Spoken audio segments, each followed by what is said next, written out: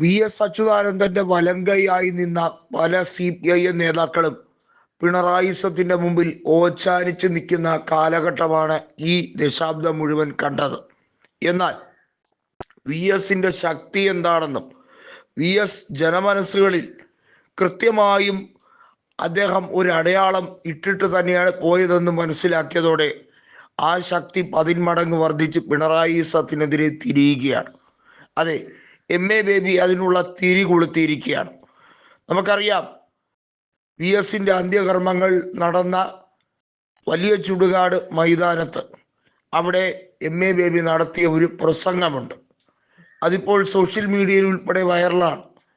MA baby പറഞ്ഞൊരു വാക്ക് അത് പിണറായി സത്തെ മൂക്കുകയറിടുന്നതിന് തുല്യം തന്നെയെന്ന് വ്യക്തമായി നമുക്ക് പറയാൻ കഴിയും.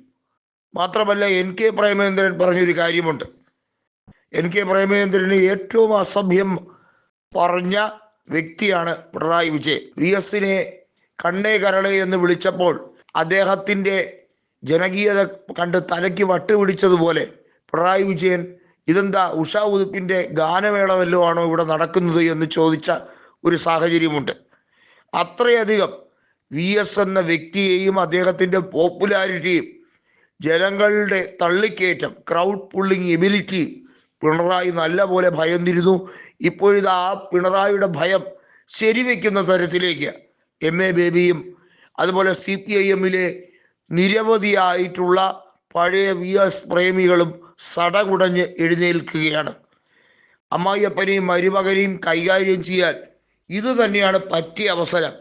പാർട്ടിയിൽ നിന്നും ചവിട്ടി പുറത്താക്കുക എന്നുള്ളത് മാത്രമല്ല, പാർട്ടിയെ നിർവീര്യമാക്കാൻ ശ്രമിക്കുന്ന മുഖ്യമന്ത്രിയുടെ പഴയ വലങ്കയ്യായ വാലായി നിന്നിരുന്ന P ശശി അടക്കം എല്ലാത്തിനെയും കൃത്യമായി കൈകാര്യം ചെയ്യാൻ ഇത് തന്നെയാണ് പറ്റിയ അവസരമെന്ന് ബേബിയും MB രാജേഷും കൂടി പ്ലാൻ ചെയ്യുന്നു. പുതിയ നീക്കങ്ങളാണ് വരുന്നത്. നമുക്കറിയാം, MB രാജേഷ് പാലക്കാട് MP ആയിരുന്ന 2 തവണയും വി എസ് മലമ്പുഴയിലെ MLA കൂടി ആയിരുന്നല്ലോ.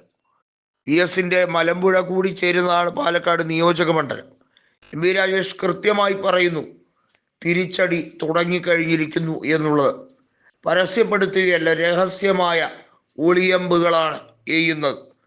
മരുമോനെ ഉയർത്തിക്കാട്ടാൻ എന്ത് രീതിയിലുള്ള നാറിയ കളിയും കളിക്കാൻ ഒരു മടിയുമില്ലാത്ത പിണറായിയെ കൃത്യമായി കൈകാര്യം ചെയ്യേണ്ടതിൻ്റെ അനിവാര്യത മനസ്സിലാക്കി കഴിഞ്ഞിരിക്കുന്നു.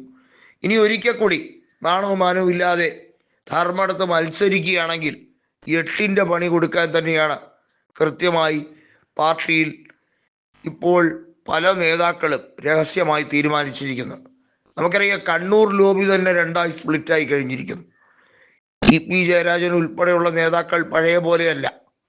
P ജയരാജൻ ഉൾപ്പെടെയുള്ളവർ കൃത്യമായി CPIMന്റെ ഈ അതിപ്രസരത്തെ എതിർക്കുകയും ചെയ്യുകയാണ്. നമുക്കറിയാം, ശൈലജ, അതായത് അവർ ഷാഫി പറമ്പിലിനോട് 1.25 ലക്ഷം വോട്ടിന് തോറ്റത് ആ മണ്ഡലം വടകര ഒരു ഇടതു സ്വാധീനമുള്ള മേഖലയൊക്കെയാണ്. പക്ഷേ P ജയരാജൻ്റെ ആർമിയുണ്ട്, റെഡ് ആർമി.